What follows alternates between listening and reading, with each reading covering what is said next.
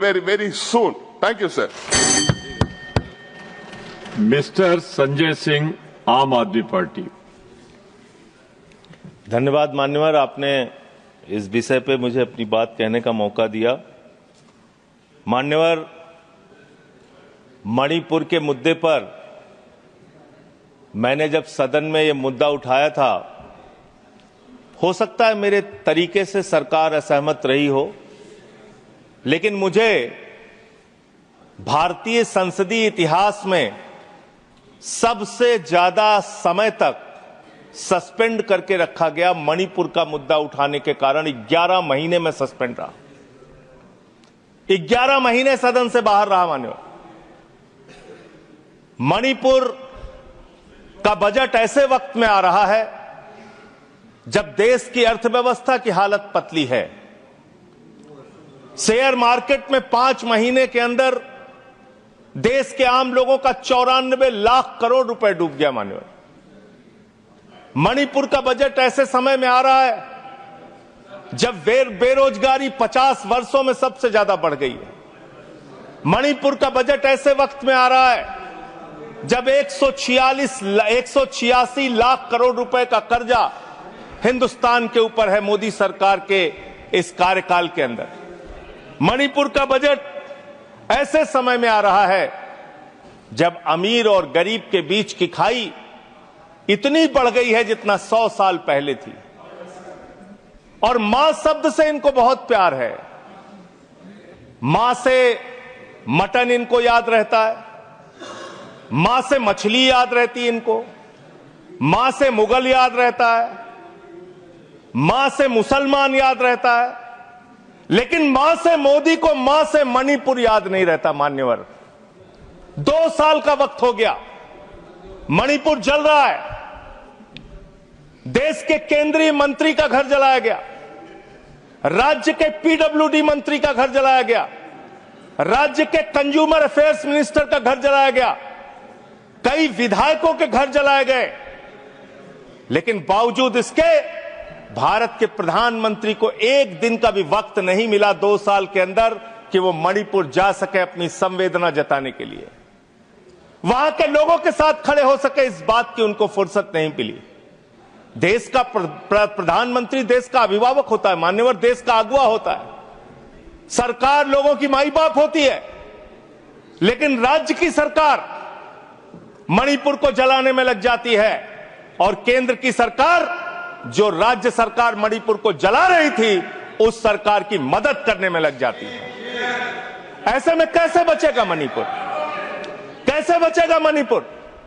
और ये बात मैं पूरी जिम्मेदारी से कह रहा हूं मान्यवर, यह देश राष्ट्रपिता महात्मा गांधी के आदर्शों पर चलेगा, यह देश गौतम बुद्ध के आदर्शों पर चलेगा, यह देश अहिंसा के आदर्शों पर चलेगा।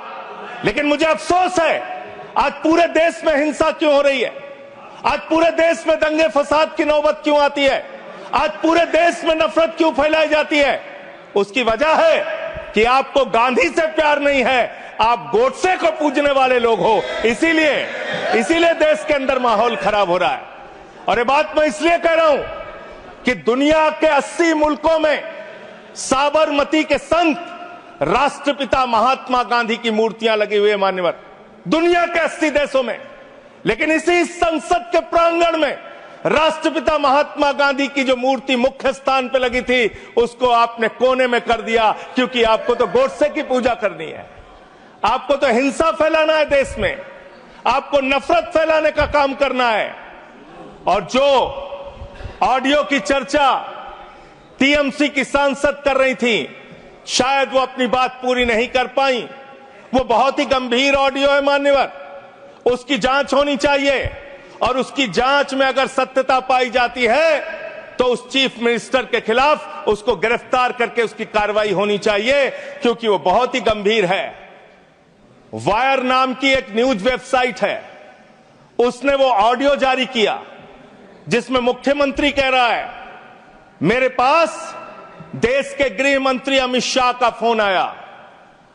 अमित शाह कहते हैं, बीरेन सिंह तुम बम मारता है, बीरेन सिंह तुम बम मारता है, चुपके से मारा करो। ये देश के गृह मंत्री और राज्य के मुख्यमंत्री के बीच की, देश के गृह मंत्री और राज्य के मुख्यमंत्री के बीच की चर्चा है। और ये ऑडियो सार्वजनिक होना चाहिए, इस ऑडियो की जांच होनी चाहिए, इस ऑडियो का पता लगना चाहिए कि वो जो मुख्यमंत्री बोल रहा था बीरेंद्र सिंह, वो सच बोल रहा था या गलत बोल रहा था। पूरे देश को इसका पता लगना चाहिए। मान्यवर उस ऑडियो की जांच होनी चाहिए। मान्यवर, आप बजट की बात कर रहे हैं, मणिपुर के लिए आपने क्या किया? मान्यवर, राज्य सरकार को, केंद्र सरकार की जो राज्य सरकार को, मैं माननीय सदस्य, आपने जो कुछ भी कहा है उसे ऑथेंटिकेट करिएगा। ये ऑडियो सार्वजनिक है सर, ये ऑडियो सार्वजनिक है, इसको दिखा देंगे। सर, आपने ऐसा राज्य जो आज बदहाली में है, जहां पे लगभग 300 लोगों की जान जा चुकी है, 60,000 लोग बेघर हो चुके हैं, उस राज्य में जहां पे 5,000 घर जलाए गए लोगों को, उस राज्य में जहां पर 386 धार्मिक स्थान, जिसमें मंदिर है, चर्च है, मस्जिद है, तमाम धार्मिक स्थानों को जलाने का काम किया गया। आज उस राज्य को मदद देने की बात आती है, जब जो राज्य बाढ़ से प्रभावित रहा, जहां 18,000 लोग बाढ़ से प्रभावित हुए, 24,000 घर बाढ़ में बुरी तरीके से तहस नहस हो गए, 1.88 लाख लोग उस पूरे बाढ़ में उसकी चपेट में आए। मान्यवर, ऐसे राज्य को जब मदद देने की बात आती है तो मुझे बहुत अफसोस के साथ कहना पड़ता है, आपने बजट में जो बढ़ोतरी की है, 34,899 करोड़ का बजट 2024-25 में था, और उस बजट को रिवाइज किया आपने, बजट को कर दिया 32,656 करोड़ रुपए। और फिर उसी बजट को जब आप 25-26 में लेके आ रहे हैं तो मात्र 5.5% आपने बढ़ाया और उसको करके 35,103 करोड़ रुपए का बजट आपने किया। ये आपके मणिपुर के प्रति आपकी धारणा है, आपकी योजना है। आपने सेंट्रल केंद्र सरकार के द्वारा जो स्कीम चलाई जाती है, उसमें आपने मणिपुर के साथ कितना भेदभाव किया है, उसकी एक तस्वीर आपके सामने रखूंगा। प्रधानमंत्री आवास योजना में 72% पैसा आपने कटौती किया, आयुष्मान भारत योजना में 78% पैसा आपने कटौती किया, ओबीसी स्कॉलरशिप में 58% पैसा आपने कटौती किया, राष्ट्रीय ग्राम स्वराज अभियान में 42% पैसा आपने कटौती किया, प्रधानमंत्री गरीब कल्याण अन्न योजना में 60% पैसा आपने कटौती किया, राष्ट्रीय कृषि विकास योजना में 20% पैसा आपने कटौती किया, बेटी बचाओ बेटी पढ़ाओ अभियान में उस राज्य के अंदर जहां पे महिलाओं के साथ रेप की घटनाएं हुई, बलात्कार की घटनाएं हुई, उस राज्य के अंदर जहां एक कारगिल योद्धा की पत्नी को निवस्त करके घुमाया गया, उस राज्य में बेटी बचाओ बेटी पढ़ाओ के नाम पे आपने 49% बजट में कटौती करने का काम किया। वहां पर आंगनबाड़ी सेंटर्स में 93% बजट में कटौती करने का काम किया। आपने शेल्टर जो वहां पे बनाने थे लोगों के लिए, उसमें 73% बजट में कटौती किया। शक्ति सदन सामर्थ्य योजना में 60% आपने बजट में कटौती किया। साक्षी निवास सामर्थ्य योजना में 81% बजट में कटौती किया। ये आपकी सेंट्रल स्कीम है जो आपने राज्य सरकार के साथ भेदभाव किया और वहां पे कटौती करने का काम किया। क्यों ऐसा कर रहे हो आप? आपने मणिपुर को 2 साल तक जलाया। आप देश भर में नफरत फैलाने का काम करते हैं।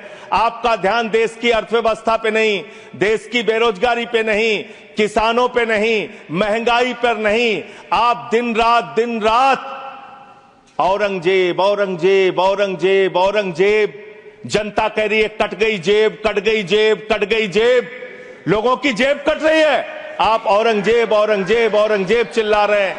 अरे हिंदुस्तान की चिंता करो, हिंदुस्तान की चिंता करो। राष्ट्रपिता महात्मा गांधी की चिंता करो, गोडसे के रास्ते पर मत चलो। गोडसे के रास्ते से ये देश आगे नहीं बढ़ेगा, गांधी के आदर्शों पर ये देश आगे बढ़ेगा। आपको तो गांधी की मूर्ति से भी परहेज है, आपने उसको भी हटाने का काम किया। मान्यवर, मैं आप लोगों, आपके माध्यम से इस सरकार से पूछना चाहता हूं कि जो मणिपुर में 60,000 लोग आज बेघर हुए हैं, क्या इस बजट में उनका घर बनाने की आपके पास कोई योजना नहीं होनी चाहिए? आज जो मणिपुर के अंदर लोगों के घर जलाए गए हैं, क्या उनका घर बनाने की योजना आपके पास नहीं होनी चाहिए? आपने बजट में कोई प्रावधान उनके लिए नहीं रखा, आपने कोई चिंता मणिपुर के लोगों के लिए नहीं की। दो समुदायों के बीच में अगर झगड़ा हो रहा था तो राज्य के मुख्यमंत्री को, देश के प्रधानमंत्री को उनके बीच सामंजस्य पैदा हो, उनके बीच एकता भाईचारा पैदा हो, इसलिए उस राज्य में शांति की स्थापना के लिए काम करना था, लेकिन आपने वो काम नहीं किया। 2 साल तक सारा विपक्ष चिल्लाता रहा, मणिपुर के मुख्यमंत्री को हटाओ, मणिपुर के मुख्यमंत्री को हटाओ, लेकिन आपने मणिपुर के मुख्यमंत्री को नहीं हटाया। आप राष्ट्रपति शासन तब लगा रहे हैं जब वो ऑडियो बाहर आता है, जब उस ऑडियो का संज्ञान लिया जाता है, जब ये चर्चा होने लगती है कि अगर इस ऑडियो की असलियत खुल गई तो न सिर्फ राज्य सरकार के मुख्यमंत्री की बल्कि केंद्र के बड़े बड़े नेताओं की भी कलई देश के सामने खुल जाएगी। इसलिए मान्यवर, मैं आपके माध्यम से इतना ही इस सरकार से कहना चाहता हूं कि आप कृपा करके इस देश का माहौल खराब करने की कोशिश मत कीजिए, मणिपुर की चिंता कीजिए, मणिपुर में कैसे लोकतंत्र की बहाली हो इस बात की चिंता कीजिए। आपने राष्ट्रपति शासन लगा दिया, यह बहुत दुर्भाग्यपूर्ण है मान्यवर कि मणिपुर का बजट पार्लियामेंट में चर्चा हो रही है, मणिपुर का बजट मणिपुर की विधानसभा में चर्चा होती, मणिपुर के बजट के बारे में योजनाएं मणिपुर की विधानसभा में चर्चा की जाती, लेकिन यह दुर्भाग्यपूर्ण है कि मणिपुर का बजट देश की संसद में हम सब लोगों को चर्चा करनी पड़ रही है। वहां लोकतंत्र की स्थापना के लिए पहल कीजिए, वहां शांति की बहाली के लिए पहल कीजिए, क्योंकि लोकतंत्र अगर खत्म होता है, लोकतंत्र का अगर गला घोटा जाता है मान्यवर, तो तानाशाही आती है, और तानाशाही किसी भी दृष्टि से किसी भी देश के लिए अच्छी नहीं है। अगर तानाशाही आती है तो वहां दंगे होते हैं, फसाद होते हैं, नफरत होती है, दो समुदायों के बीच में झगड़ा होता है, तो लोकतंत्र की बहाली मणिपुर में कैसे होगी? मणिपुर को कैसे अधिक से अधिक आर्थिक सहयोग आपकी तरफ से दिया जा सकता है, इसके बारे में सरकार को चिंता करनी चाहिए। और प्रधानमंत्री जी फिर मां से मॉरिशस में है, मां से मणिपुर कब जाएंगे, इस बात का इंतजार देश की जनता को है कि अब आपको कोई वीजा नहीं चाहिए मणिपुर जाने के लिए। आप अमेरिका चले जाते हैं, लंदन चले जाते हैं, आप पूरी दुनिया घूम लेते हैं, आप कतर हो आते हैं, आप दुबई हो आते हैं, कतर के शेखों को गले भी लगाते हैं, जैसे कुंभ के मेले में बिछड़े हुए भाई हैं, इस तरीके से कतर के शेखों को आप गले लगाते हैं। ऐसे ही गले आप मणिपुर के भाइयों को भी लगाइए, मणिपुर के लोगों को भी लगाइए, उनको भी अपना सहारा दीजिए। आप देश के प्रधानमंत्री हैं, देश के अभिभावक हैं, और इस सरकार से मैं अंत में फिर से यही कहूंगा आपके माध्यम से कि मणिपुर की चिंता करो और देश में माहौल खराब करने के काम बंद कर दो। नफरत फैलाने से देश आगे नहीं बढ़ेगा। मोहब्बत की बुनियाद पर हिंदुस्तान आगे बढ़ेगा, नफरत की बुनियाद पर हिंदुस्तान आगे नहीं बढ़ेगा। बहुत बहुत धन्यवाद माननीय। Thank you. Mister Gola Babu Rao. Thank you very much vice chairman ji. 1 minute आप शुरू करें, प्रधानमंत्री। सर पास करो सर, टाइम आदरणीय संसद महोदय बात करते हुए sir kindly give me some government of India का प्रोसीडिंग के संबंधित गृह मंत्री के ऊपर बेबुनियाद आरोप किया है। मैं आपसे प्रार्थना करता हूं, नाम लिया है, गृह मंत्री के ऊपर आरोप किया है। मैं आपसे अनुरोध करता हूं, अगर ये आधार उनके पास है तो जरूर सभा के सामने रख सकते हैं, नहीं तो उनको माफी मांगना चाहिए, रिकॉर्ड से निकालना चाहिए। मैं माफी मांगने के लिए डिमांड कर रहा हूं। ये बिल्कुल बेबुनियाद है, ऐसे गलत बात करना, ये संसद के सामने लोगों को गुमराह करने के लिए प्रयास करना बिल्कुल गलत है। मैं आपसे अनुरोध करता हूं, वो रिकॉर्ड जो भी है सबके सामने रखो, नहीं तो सारी इस देश के जनता के सामने माफी मांगने का डिमांड करता हूं। मान्यवर, मैंने जो बात कही है, मैंने कहा है एक न्यूज वेबसाइट पे एक ऑडियो पड़ी है मुख्यमंत्री की, वो सार्वजनिक है, पब्लिक डोमेन में है, और उसमें कही गई जो वार्ता है उसका जिक्र मैंने किया मान्यवर, और मैंने उसके जांच की मांग की है। वो ऑडियो सही है कि गलत है उसकी जांच कराई जाए मान्यवर, और अगर वो ऑडियो सही है तो ये बहुत गंभीर है, उस पर कार्रवाई होनी चाहिए। मैंने सीधे आरोप किसी के ऊपर नहीं लगाया। अब बैठ जाए। अच्छा नहीं लगता, अच्छा नहीं लगता। सर मैं आग्रह करूंगा, माननीय मंत्री जी अपना स्थान ग्रहण करें। माननीय मंत्री जी स्थान ग्रहण करें।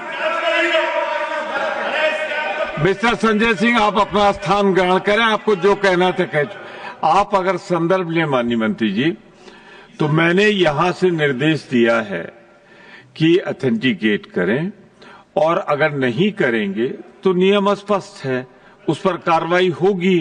तो मैं आपसे एक ही आग्रह करूंगा कि चूंकि ये निर्देश जा चुका है, आपने पुनः कहा है, तो मैं वही निर्देश पुनः दोहराता हूं। मिस्टर बोला, यू कैन